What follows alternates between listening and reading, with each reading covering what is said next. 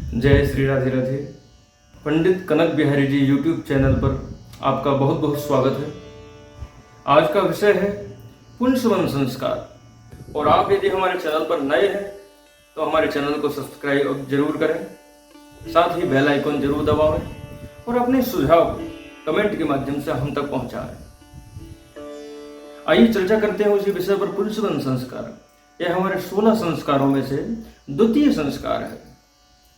प्रथम संस्कार हमने इससे पहले वीडियो में आपसे चर्चा करी थी कि गर्भाधान संस्कार, उसके महत्व की चर्चा करी। इसके बाद अब है पुंसवन संस्कार। तो पुंसवन संस्कार की आवश्यकता क्यों है, इसकी महत्ता क्या है, इसकी क्या विशेषता है, गर्भ पर इसका क्या प्रभाव पड़ता है।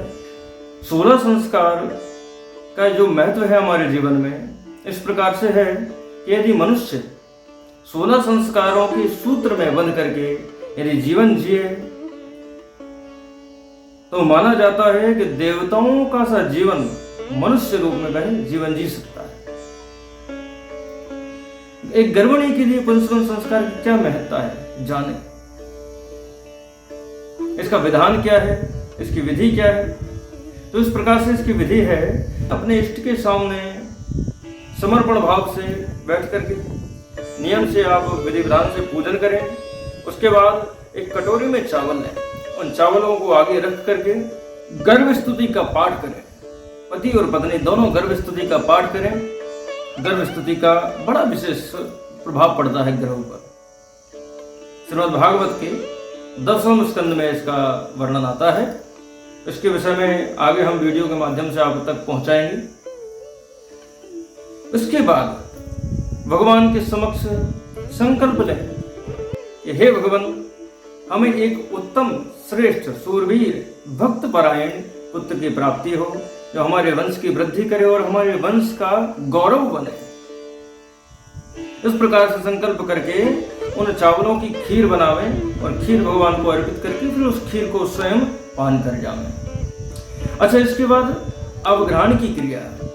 अवग्रहण के लिए बरगद की जो जड़ें हैं, कोमल कोमल जो जड़ें हैं वो लेकर आवें और पीपल के जो कोमल कोमल पत्ते हैं वह लेकर के आवे, साथ ही गिलोय। इन तीनों को मिलाकर और थोड़ा सा इसमें जल मिलाकर इतना पीसे, बिल्कुल बारीक पीसे। पीसने के बाद इस औषधि को गर्भिणी को नासिका छिद्र से सूंघाना चाहिए। इसका रस सूंघना चाहिए ताकि गर्भिणी के उदर तक, उसके गर्भ तक उस औषधि का जो गुण है, जो तत्व है, जो उसका प्रभाव है, गर्भ तक पहुंचे और गर्भ की सुरक्षा हो, गर्भ को स्वास्थ्य प्राप्त हो सके। साथ ही संकल्प लें गर्भिणी कि हे भगवान, अब मैं आज से संकल्प लेती हूँ कि जब तक मैं गर्भिणी हूँ तब तक अब मैं घर से स्वेच्छापूर्वक घर से बाहर नहीं विचरण करूंगी।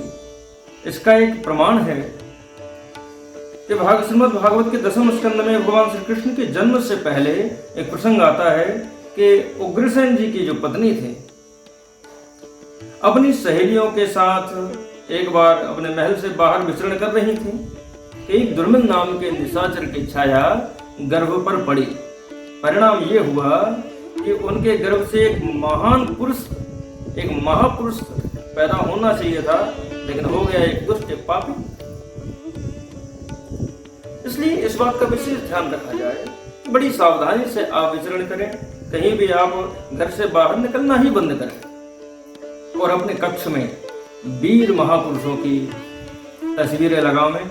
साथ में भगवान की, श्याम सुंदर की, राम जी की, भगवान विष्णु की, ऐसी प्रकार से तस्वीरें आप घर में अपने कक्ष में लगावें। उनका दर्शन करें प्रतिदिन। भोर में सबसे पहले उन्हीं का दर्शन आप लोग करें और गर्भ पर सुंदर प्रभाव पड़े इसके लिए सुंदर सुंदर भगवान की जो लीला कथाएं हैं उन कथाओं को आप श्रवण करें। महापुरुषों के ऐतिहासिक प्रसंगों को आप पढ़ें, श्रवण करें और जो भगवान की सुंदर सुंदर लीलाओं से रचित जो कथाएं हैं, धर्म ग्रंथ हैं, उन धर्म ग्रंथों का अवलोकन करें। और विशेष तौर से आप रामायण को जरूर देखें, आप श्री कृष्ण जरूर देखें। जो धर्म, सनातन धर्म से जुड़े हुए जो प्रसंग हैं उन पर ज्यादा आप ध्यान केंद्रित करें। इसका प्रभाव यह होगा कि आपके गर्भस्थ शिशु जो पल रहा है, उस गर्भ में ऐसे संस्कार आएंगे कि उत्तम, एक श्रेष्ठ जो संतान सबको चाहिए वह आपको प्राप्त होगी। कौन कहता है कि ध्रुव प्रहलाद अब पैदा नहीं होते? यदि हम इन 16 संस्कारों के सूत्र में बंद करके जीवन जिए, यदि हम सनातन संस्कृति के असल जो नियम है, जो आधार स्तंभ है, उनके आधार पर यदि हम जीवन जिए, तो ध्रुव प्रहलाद जैसे ही महापुरुष हमें आज के जीवन में भी प्राप्त हो सकते हैं। जय श्री राधे राधे।